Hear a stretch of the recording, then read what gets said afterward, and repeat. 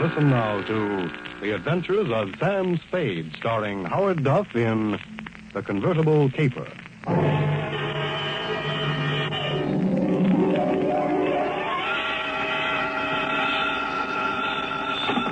Sam Spade Detective Agency. Me, sweetheart. Sam, I knew you'd have the courage to come back and face it. Well, I'm back, Effie. What shall I face first? You didn't do something else, did you, Sam? Besides what? Besides running away with that woman in a stolen car. You're a little mixed up, Effie. The car was stolen from her. You mean it was her own car? Well, not exactly, Effie. You see, she stole it from somebody else, and then somebody stole it from her, and then I got it back for her. Well, it must have been quite a car to be worth all that trouble. It wasn't so much the car, Effie, as... Party? Sam, I don't understand. Think it over, sweetheart. I'll be right down to dictate my report.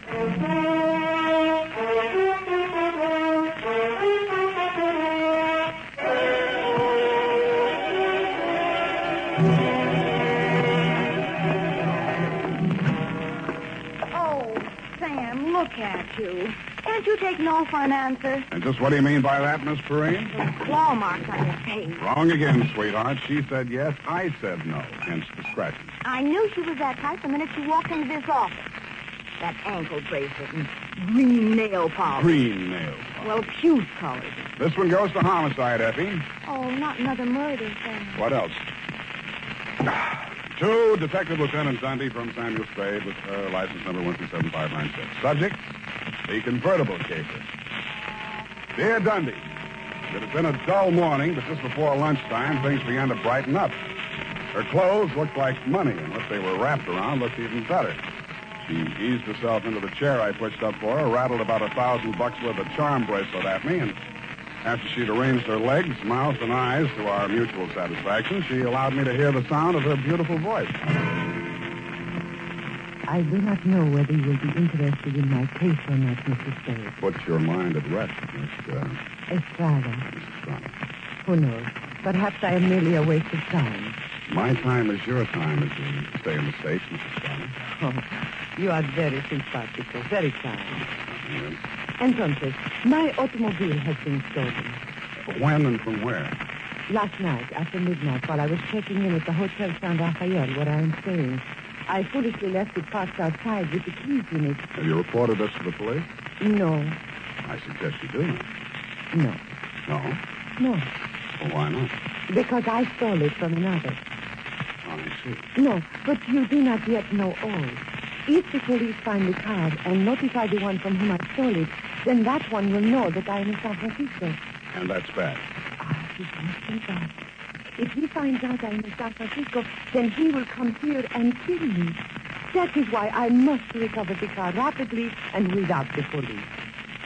You will be glad to help me. Be very pleasant, Mrs. Estrada, but hot cars are not exactly in my line. You wish that I don't think anybody would murder you just for stealing his car. Oh, not for the car, no. Already he tried to kill me once, twice, 3 times. So I take the car and drive away rapidly. Away from where? Mexico State of Chihuahua, where this pig resides who wishes to murder me. Why? Oh, he drinks. He becomes a beast. He accuses me of... Look here on my shoulder, the scar. Where already he cuts me with a knife. Uh-huh. Now you have seen something that changes your mind about me, huh? You see that I am sincere. Why, Mrs. Estrada, I never had any doubt. Oh, please. I am without friends. You would call me Mitch, I guess? Yes, indeed. Miss. Bueno, now we are friends. In the car is sitting the pig. What's this pig's name? Pig is the only name I will honor him with. Pig. Pig. What make of car is this? Leonza. You know this kind of car? Yeah, it's a foreign car. I've seen a few around. This must have set the pig back several $1,000. Huh, he steals everything. Listen, my darling, please notice. Around here is pink with blue fenders. Not anymore. That's the first thing a car thief changes, the paint job. Any other distinguishing marks? Yes. I would think. It has a radio. You don't say. And it has 2 windshield wipers. Well, I'll buzz around, meet you. If I find anything, I'll let you know. My fee is... Yes. Yes, that is something else. I have no money. Oh, that's great. That's just great. But I am sincere. You said so. Look, my darling, keep this. It is worth very much. See? This little charm alone. Platinum set with diamonds. Worth very much. You will keep it until I pay you, eh? Adios, Father. Hasta la vista. She thrust the charm bracelet into my hand, bit me on the ear, and departed. I put a Band-Aid on it, ran some cold water over my head, poured myself a stiff slug of bourbon, and examined the bracelet. The dangle she pointed out was a white metal disc with a monogram in diamonds, two vertical bars with a horizontal one on top. It was the Greek letter pi or the initials PT, depending on who had stolen it from whom. I knew it was at least worth my fee. I dropped it into my pocket and went out. My first stop was over on Mission. The sign on the building says, Masterpiece Auto Painting, Joe Rembrandt, proprietor. Sam, long time no see. Hello, Joe. Got something you want painted? No, but I think you may have painted something I want. Sam, you know me. They drive them in the front. We spray the paint on them and push them out the back. No questions asked. That's quite a turnover, Joe. Yeah, we're going big time. Got the exclusive now for the syndicate work in the hill. Is that right? Yeah. What are you looking for, Sam? A murder car? Could be. It's a custom job, foreign car, Deonza. Here's what it looks like. Yeah, convertible. Sure, come in this morning. Two-color job. Which two colors? Canary yellow body, baby blue fenders. Yeah, quite a car, Sam. Quite a snazzy Heath. Heath, huh? Yeah. Is that what you want to know? It was. Happy Herman Heath was one of the biggest used car thieves in the city. As I got off the streetcar in front of Happy Herman's lot, a flash of canary yellow paint caught my eye. I strolled down between the rows of cars and found it. Yes, sir. Heath's the name. Happy Herman Heath. Every car on this lot is in perfect mechanical condition. Take your choice. Kind of hard to choose, Herman. There's so many here. Yes, sir. It takes a heap of heaps to make a heap of heaps. Yeah. That yellow job with the blue fenders there? Oh, yes, sir, but the motor in that car, it does need some work. Now, over here... Does it run? Oh, yes, it'll run, but over here... This is more what I want. Let me try it. Sounds all right to me. Oh, idling, yes, but needs some work in the transmission of the differential. Mind if I drive it around the block? Well, the mechanics are just about to work on it. Besides, I'm afraid this car is more than you'd care to invest. Well, let me try it out anyway. Here, I'll leave a deposit. I reached in my pocket for Meech's charm bracelet. He took one look at it, and his expression changed. Well, why didn't you say so? No deposit is necessary. The car's yours. Drive it as far as you like. Thank you, Herman Heath.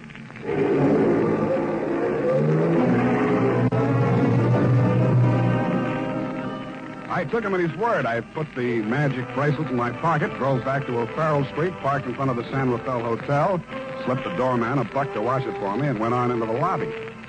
The desk clerk said that Senorita Estrada had checked out 30 minutes before, leaving no address.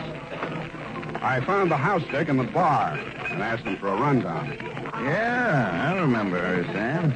Very nice dish. Any callers, Tiny? Yeah, two guys. Yeah? Went out when they came, ain't been back since. Who were they? You won't believe it, Sam. One of them was Tom Carey. What's he doing in San Francisco? He's wanted for murder. And I don't know, but there must be plenty in it if it brought him back across the border. He's staying here? Yeah, room 613. Uh-huh. Do me a favor, will you, Tiny? Anything at all, Sam. There's a car parked outside in the loading zone here. Stow it in the hotel garage for me, will you? Upstairs, as far out of sight as you can get it. I went upstairs and rang the buzzer at room 613. The door was opened by a little dark-complected man with hard eyes and Indian features. There was a mean-looking knife in his hand, but he put it away at a nod from Tom Carey. How'd you find out I was in town? Not from Meecha. I don't know how much she told you, Sam, but if she told you this much, she was 11. It's $1 million caper. And you know some of the things I've done for less. What's in it for me? What'd she pay you? Nothing. She left this charm bracelet in Hock. Now, boss, I caught him now. Shut up, Parker. Give me that bracelet. Mine. Watch it, Tom. Don't crowd me. I got something bigger than this, or you wouldn't be here. All right, Sam, what do you want? I want to hear you talk. I guess you know I've been down Mexico way. I'm listening. I got a little business down there, garage business. Running hot cars across the border from the States? We cool them all. Little body work, the new serial number, like plastic surgery. Sounds like a good business. You shouldn't be neglecting it. You met the dame. She says you want to kill her. I was off my trout. I scared her. I didn't mean anything. I thought I could scare her into sticking around. I let talk go and nick her shoulder a little bit. Oh, just a little bit. Yeah. I figured her wrong. I know that now. If I could see her for 5 minutes just to talk to her, I know it'd be okay. I can't help you, Tom. I want to talk to her myself. Listen, she hasn't got a penny, only that car. She figures I'm peddling that. Not anymore. She already sold it? Some car thieves took it. She hired me to trace it. Listen, Sam. Maybe broke in a strange country, I'd look good to her again. Here's $1,000, Sam. Oh, this is so sudden, Tom. Nothing. When you see her again, give her that bracelet back, huh? It was a present from me. And whatever you do, don't find that car. Okay, Tom, it's a promise. Thanks, man. Only one thing I don't understand. You said it was $1 million caper. I meant that. She's worth $1 million to me, Sam. The girl, Tom, or the car? Oh, I wish you hadn't asked that question, Sam. I really do.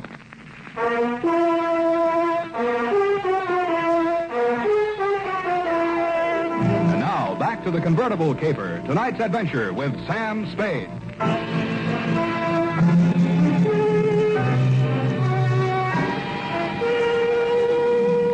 When Tom Carey said $1 million caper, he meant just that. He never risked a rap for less than $100 grand, and no dame that ever lived was worth more to him than a hot mink coat. If Nietzsche wasn't the $1 million package, the car was. I didn't know what was in it. With Tom, it might be diamonds, dope, smuggled Chinese, or just plain money. So I went back to the hotel garage. Number 1279. I climbed the long, curving ramp to the second floor and found the canary yellow Deanza convertible crowded in behind 4 ranks of cars at the rear of the building. I started to work on it. Nothing in the luggage trunk, nothing under the seats, under the upholstery, and the door panels, nothing anywhere. Then I got Tiny Stover, and the two of us went over the second time. It's a cold lead, Sam. It's not, I know it's not. Now think, Tiny, what's different about this car? Well, solider built than most. Good body work. I don't know. Hey, here's something. What? There's a hole punched out of this fender over here. About the size of a quarter. Let me see that. Yeah, right here. It curves under, see? Uh-huh. Yeah. What's that you got? Charm bracelet. Did you say this dangle on here was what was cut out of that fender? Let me see. It fits. Fits even the curve. Yeah. What does it mean, Sam? The dangle on the bracelet is solid platinum. Hey, Sam, are you trying to tell me the fenders on this heap are solid platinum? You got a pocket knife, Tiny? Yeah. Thanks. It shines. Sam, is this a hot car?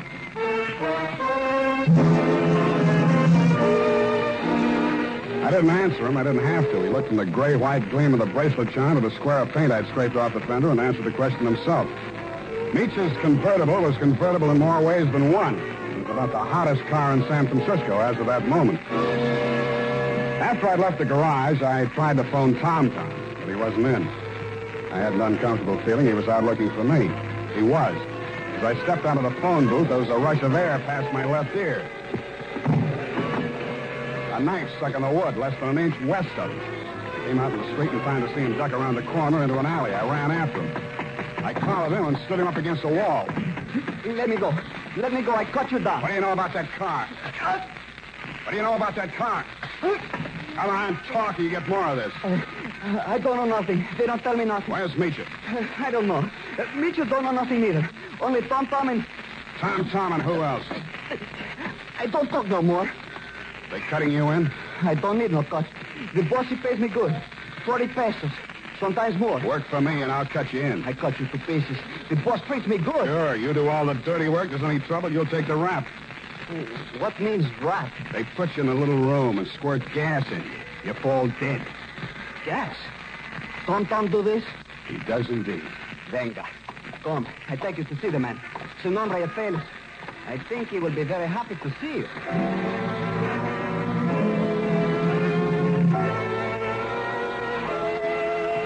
The place Paco took me to was about as high on Russian Hill as you can get. The house was old, faced in brownstone, and had a high iron fence around it. On the gate was a nameplate, H.H. Lovelace. When I opened it to go in, I noticed that Paco was no longer with me. Oh, Mr. Spade, come in, come in. The gray-haired gentleman who greeted me was wearing a wing collar, a carnation, and a very distinguished air. I could hardly believe it, but he was definitely, beyond a shadow of a doubt, none other than the one and only Happy Herman Heap.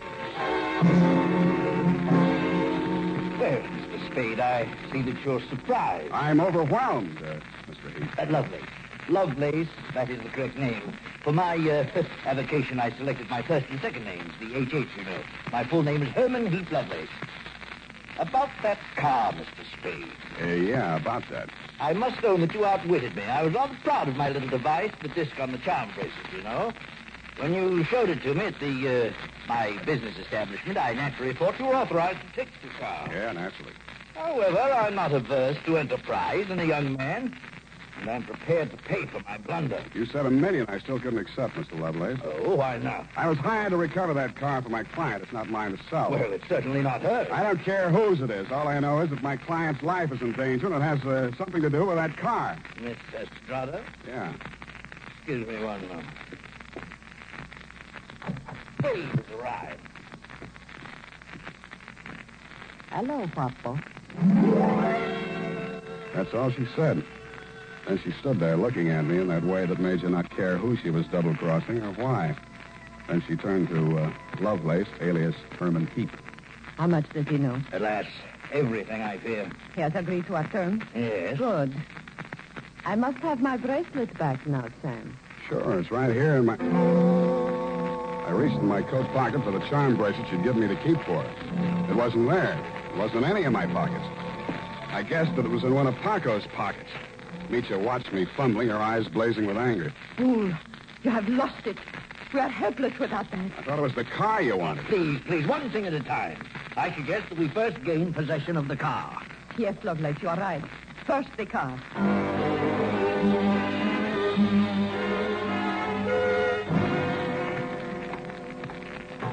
Ah, yes. This is the car at last. A princess in vulgar raiment, but still a princess. No royal coach carrying a king to a coronation ever held such riches. Hi, you talk too much. Oh, I do. Well, take your place at the wheel, Mitya. We shall drive out of here into a splendid future. After you, Mr. Spade. No, Mr. Heap. After you. Yes. Ironic, isn't it, that with all my varied interests, I've never learned to drive a car. Sarah tu poco, viejo. You seem kind of shaky, Mitya. You sure you can handle the car down the ramp? I'm very good driver, Guapo. Mitya, stop, put on your brakes. There's a man coming up the ramp.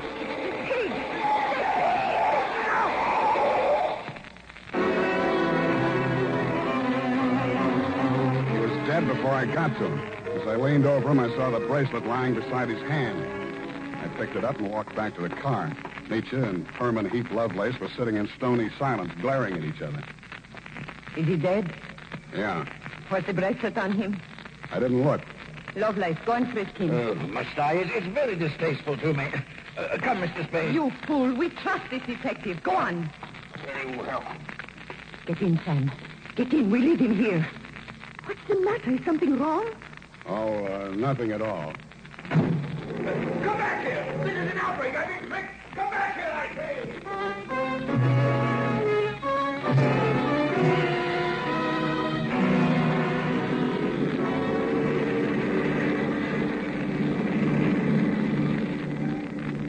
Please, Guapo. A cigarette. Sure. Here you are.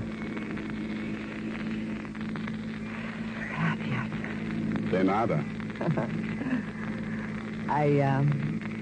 I saw you pick up the bracelet. I meant that you should share with me. That is why I gave you the bracelet in the first place. I liked you. Couldn't have been because you were safe as long as Tom didn't know where the bracelet was, and if you had to kill somebody for it, it would be me. Please, querida, what does it matter now?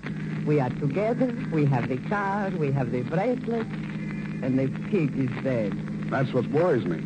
Oh, surely you do not think I meant to kill him. Of course not. Your foot just slipped. You stepped on the gas by accident. Yes, that was it. It won't stick, sweetheart. Not with me. But with the police?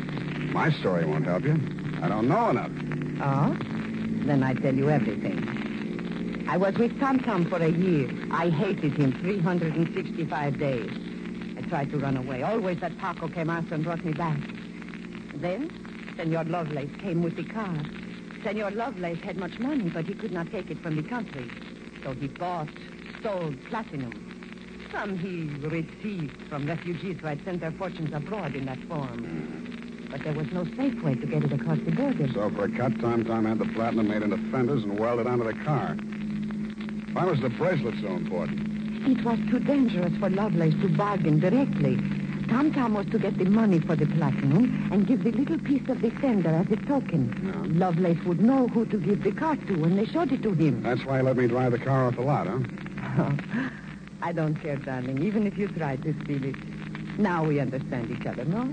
You are tough, too. Tougher than Tom, I think. Well, Now we have everything for ourselves, you and me. What do we care for the others, huh? you make a good pitch, sweetheart. You look beautiful while you're making it. But I don't like you driving. What do you mean? Pull over. I'm driving this heap back to the city. No. I said pull over. I won't let you do it. I don't care what happens. Take it easy. You want to kill us both? Sure, I will kill us both. We die together or we live together. Yes or no? You're nuts. Answer me. The answer is no. Bueno, you will see I mean what I say. The fog thinned out just as we rounded a bend in the road. There was a point ahead with a sheer 300-foot drop to the sea. She jerked the car away from the pavement and steered straight at it. I grabbed the wheel and twisted it. The car skidded on gravel and slid sideways toward the cliff. I got the door open and tried to yank her out with me. She held on and kicked me until I rolled free.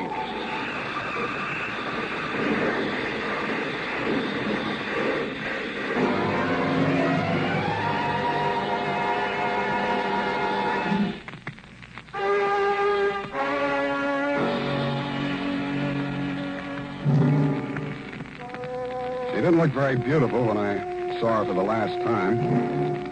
And the flashy convertible was a pile of junk. Very expensive junk, but junk all the same. I understand the federal men have confiscated the platinum and are holding Lovelace for questioning. I doubt if he'll crack. Nobody can embarrass a used car salesman.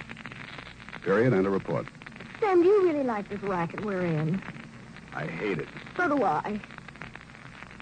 But don't let's ever go into any other racket. It's a promise, sweetheart. Why, I'll never know. Good night, Sam. Good night, sweetheart.